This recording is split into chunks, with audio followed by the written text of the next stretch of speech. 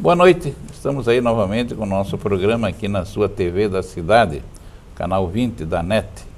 Este programa, ele é apresentado de forma inédita toda quinta-feira, a partir das 8 da noite, na sexta-feira pela manhã, pelas 9 horas da manhã, e também no domingo à tarde, ali pelas 6 horas da tarde, beleza?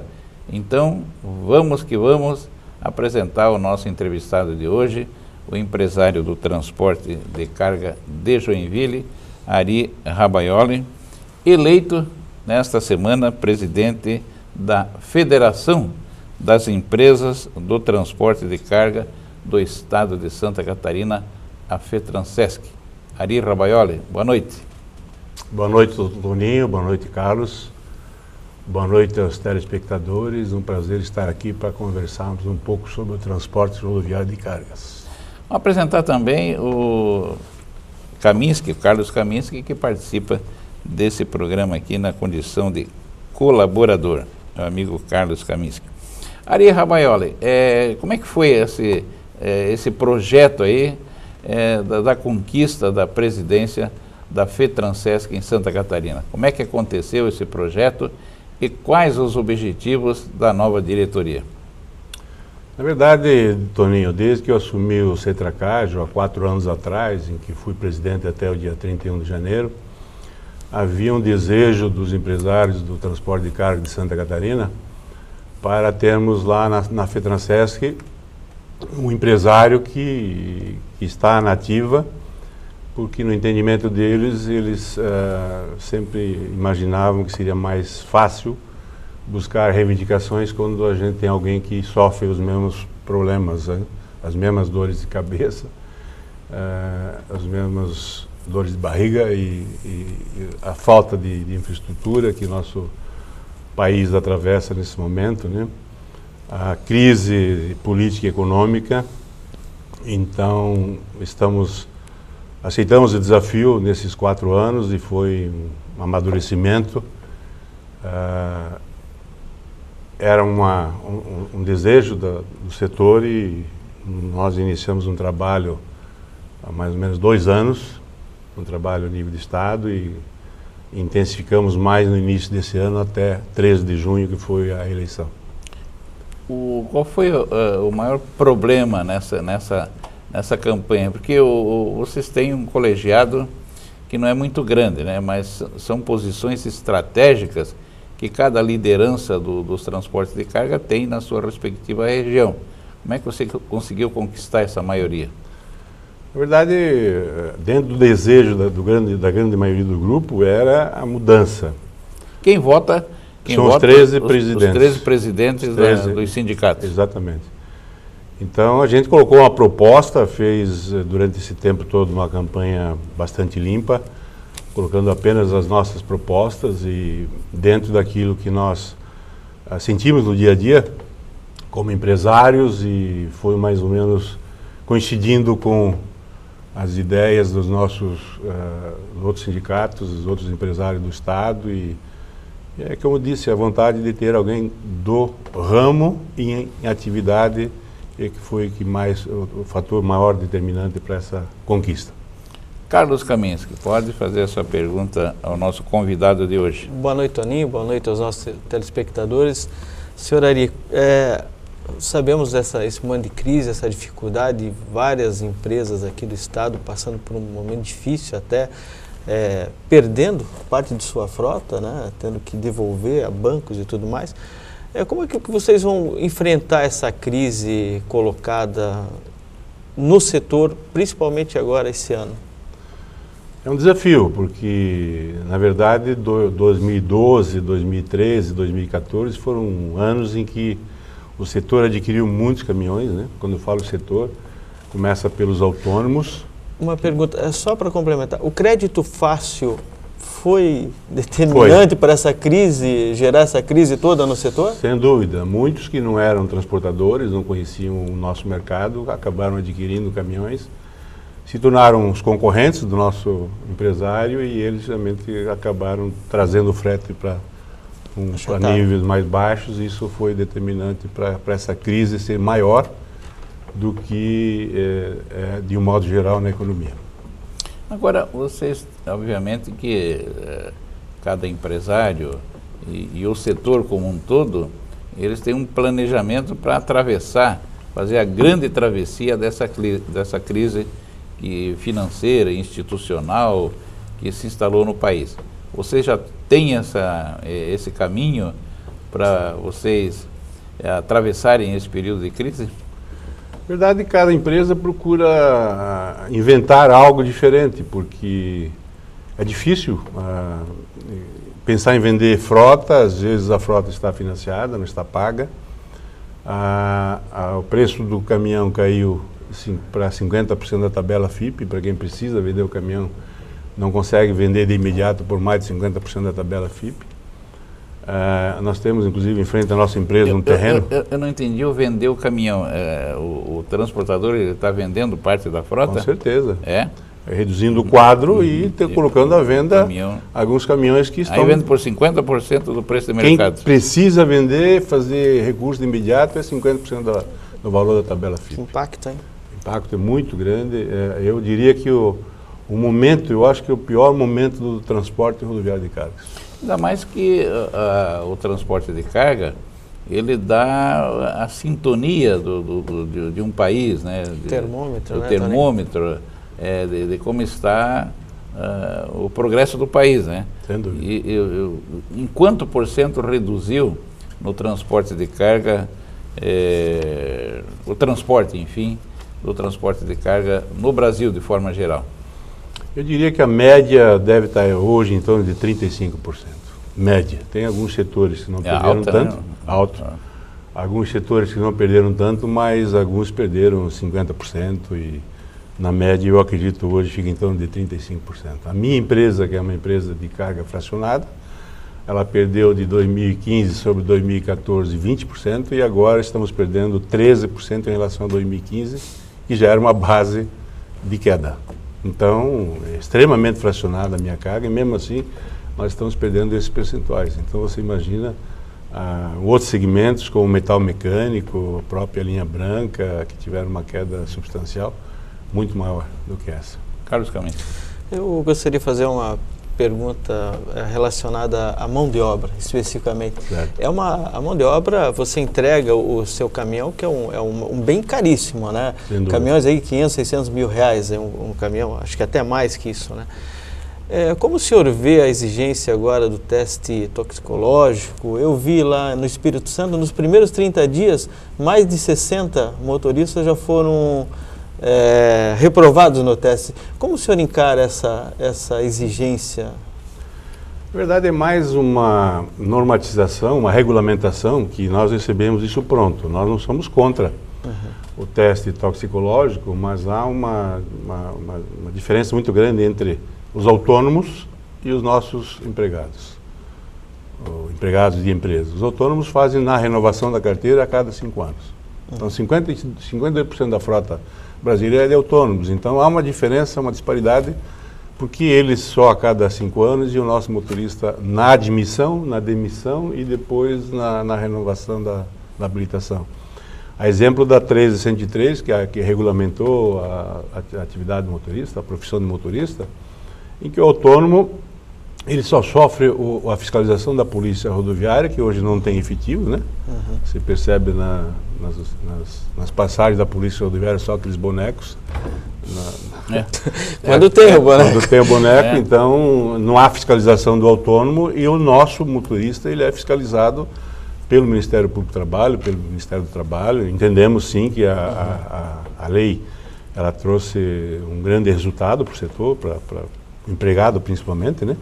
Mas como cumprir uma lei se você não tem ponto de parada, por exemplo? Então nós entendemos que não deveríamos ter deixado a lei entrar em vigor sem o governo construir pontos de parada, porque você é obrigado a parar a cada 5 horas e meia de direção e não tem onde parar. E aí vem o Ministério do Trabalho e o Ministério Público e nos autua em função disso. Quanto ao exame toxicológico, nós também somos favoráveis, sim.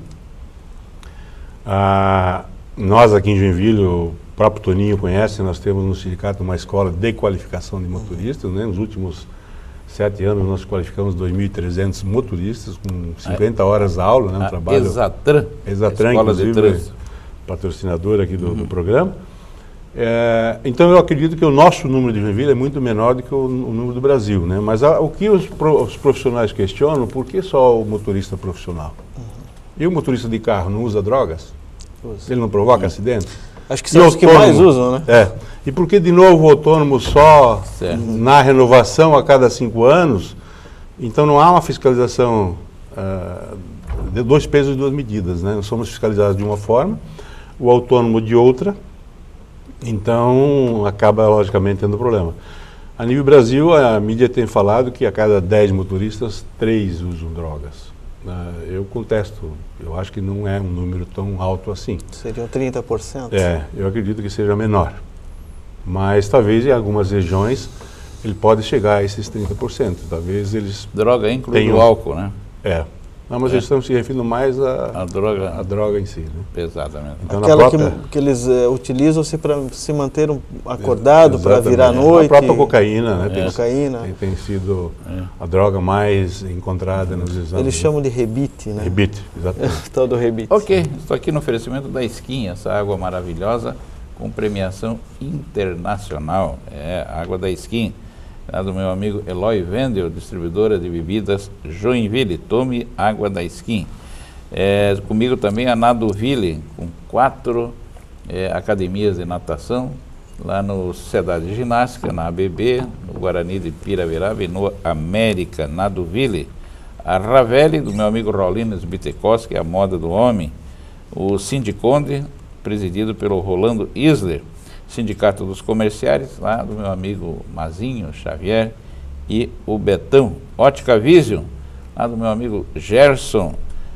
Cetracajo, Sindicato das Transportadoras de Carga de Joinville, presidido pelo nosso amigo Wilson Stangreber Júnior, nosso Wilson. A Transpocred, Cooperativa de Crédito dos Empresários do Transporte de Carga de Santa Catarina. Transpocred, a cooperativa de crédito que faz o mesmo serviço que os outros bancos fazem, com taxas bem menores, taxas mais atrativas. É isso aí.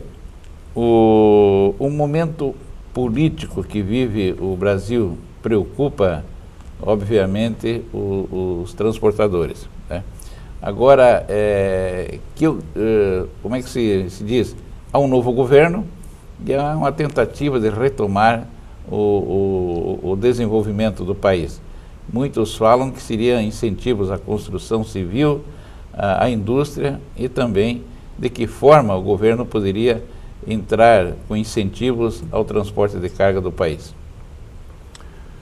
Na verdade, o que o transporte precisa hoje é que a economia volte a crescer, porque nós até fomos contra os incentivos do passado, de que davam um certo subsídio nas taxas dos financiamentos, acabaram adquirindo muitos caminhões por conta disso. E o que nós realmente gostaríamos que começasse a haver uma reação na nossa economia para que pudéssemos retomar o nosso volume, que está hoje bem abaixo do ponto de equilíbrio. Ok, foi a participação inicial do empresário Ari Rabaioli, presidente da FETRANSESC, a Federação das Transportadoras de Carga do Estado de Santa Catarina, FETRANSESC. É um instante só, nós já voltamos.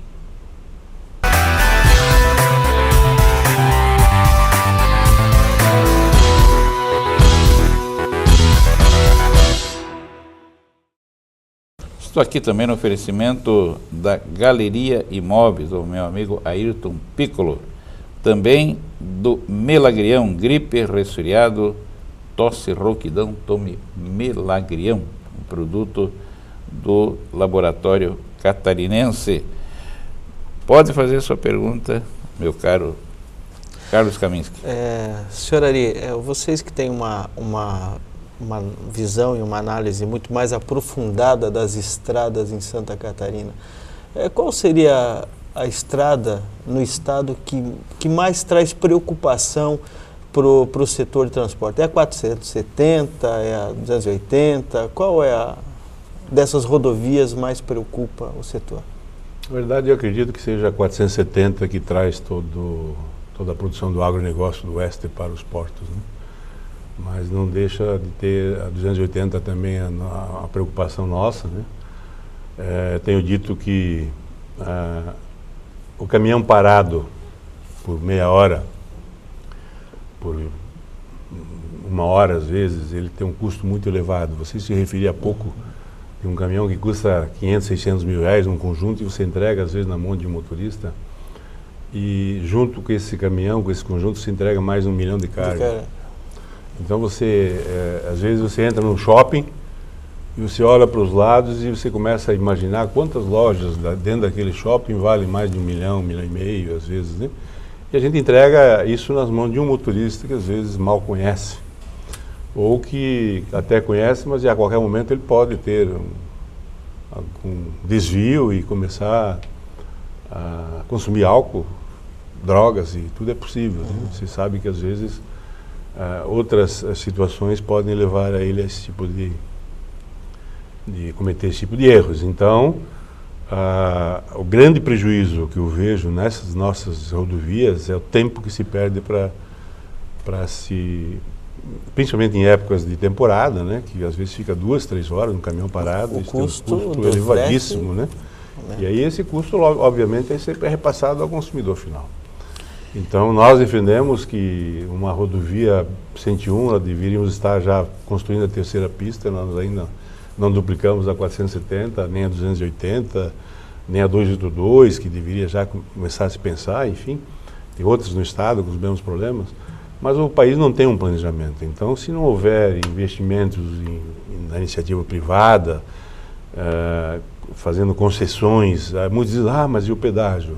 Custa muito mais você ficar parado 1 hora, mesmo às vezes com o teu carro, né, ligado às vezes, teu tempo, né, do que pagar um pedágio. Então, eu sou muito favorável a que o governo comece a pensar num planejamento de longo prazo e uma 101 que a 376 lá em cima na rodovia do Cafezal, na região da Serra do Cafezal, na verdade, ela ainda não está pronta. Não. Quantos anos estamos esperando por aquilo? Então, quando chega ali, nós já tivemos roubo de cargas, porque o caminhão para e há um roubo de cargas, assim, um saque, um grupo de marginais se reúnem, abrem o caminhão e saqueiam cargas, o caminhão parado. Quando não mata o motorista. Né?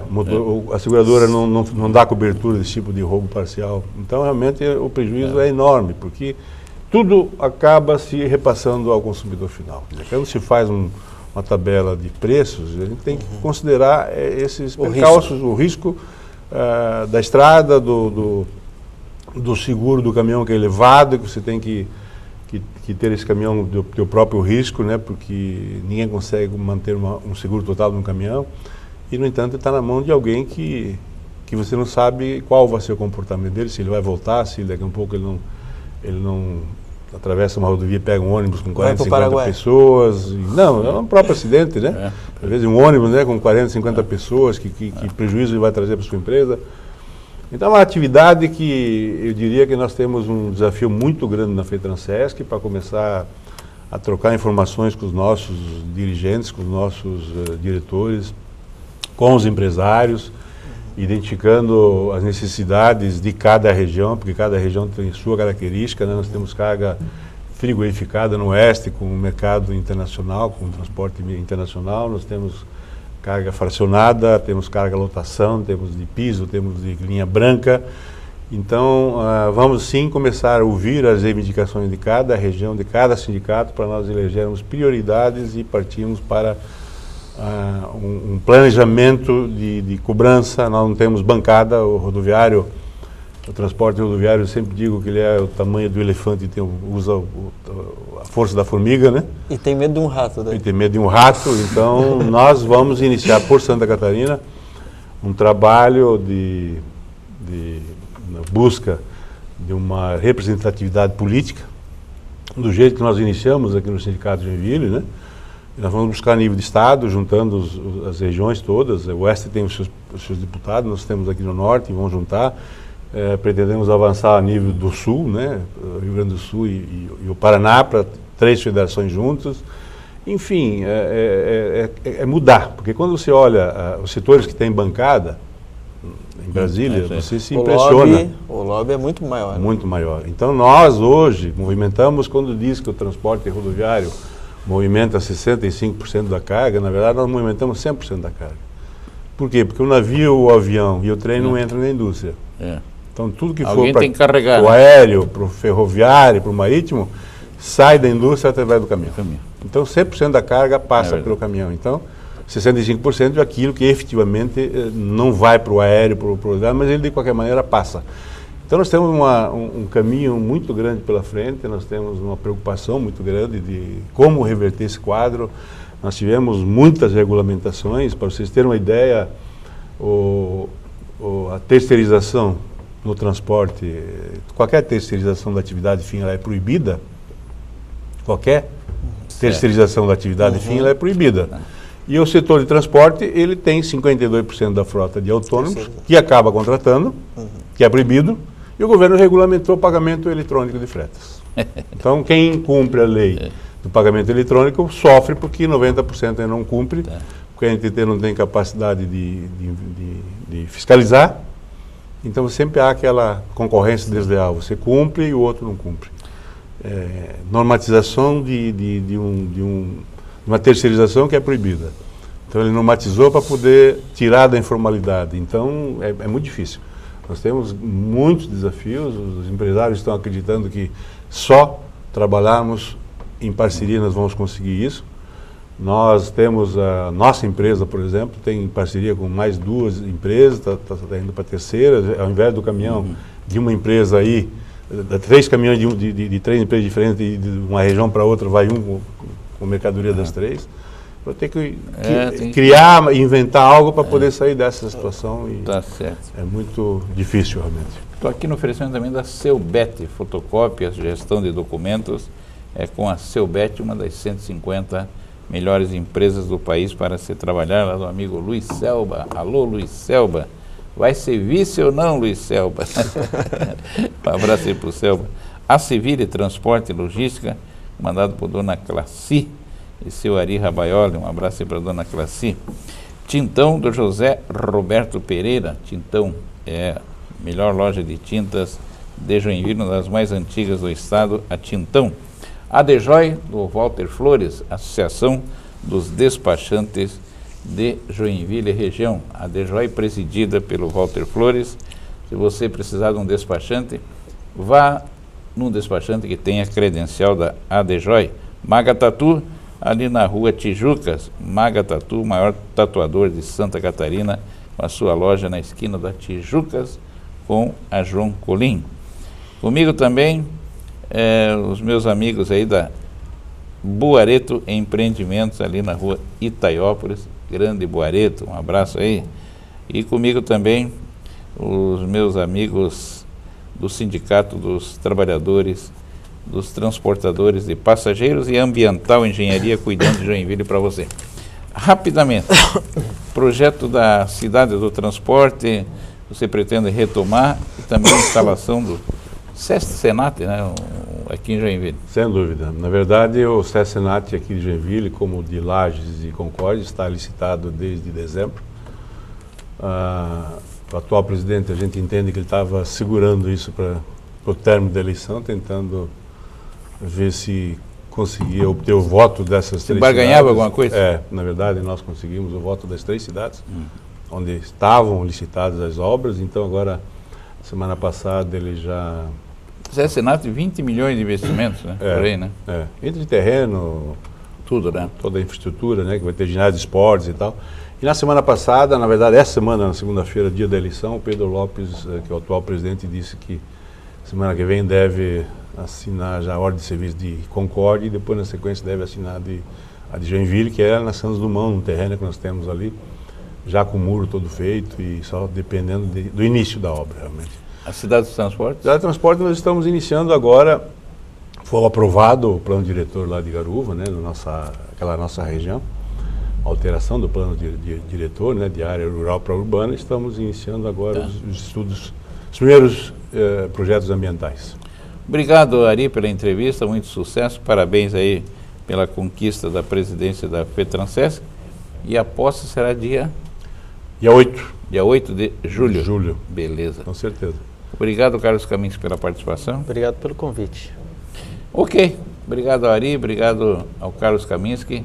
E a gente volta aqui na próxima semana. Até lá então.